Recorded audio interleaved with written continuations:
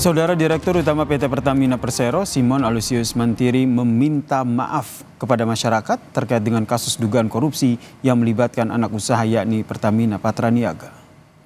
Simon mengatakan kasus ini jadi salah satu ujian besar yang dihadapi Pertamina. Namun ia mengapresiasi Kejaksaan Agung yang mengungkap kasus ini. Simon menambahkan Pertamina siap membantu Kejaksaan Agung dalam kasus tersebut dalam hal penyajian data atau keterangan-keterangan tambahan. Saya, Simon Aloysius Mantiri, sebagai Direktur Utama PT Pertamina Persero, menyampaikan permohonan maaf yang sebesar-besarnya kepada seluruh rakyat Indonesia atas peristiwa yang terjadi beberapa hari terakhir ini. Kami sangat mendukung upaya dari Kejaksaan Agung dan tentunya akan terus membantu apabila dibutuhkan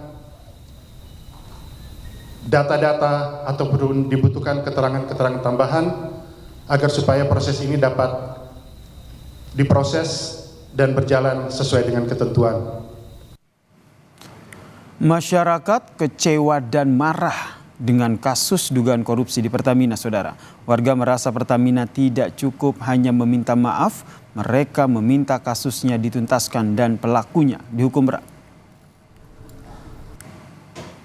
Saya, Simon Aloysius Mantiri, sebagai Direktur Utama PT Pertamina Persero, menyampaikan permohonan maaf yang sebesar-besarnya.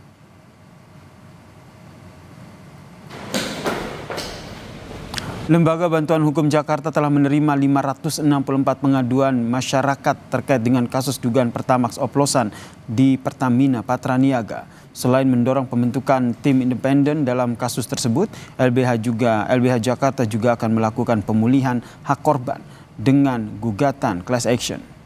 Posko pengaduan yang dibuka sejak 25 Februari ini bisa diakses warga secara online untuk mengadukan permasalahan dari dampak kasus dugaan Pertamax.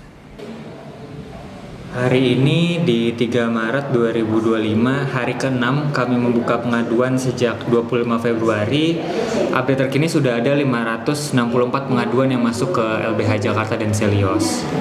Data yang terhimpun nanti akan kita simpulkan bahwa ini ada aduan dari masyarakat yang sebesar ini, gitu ya, dan harapannya bisa untuk mendorong segera dibentuk tim independen untuk melihat kasus ini secara objektif seperti apa. Apakah betul ada pengoplosan yang merugikan masyarakat atau tidak gitu.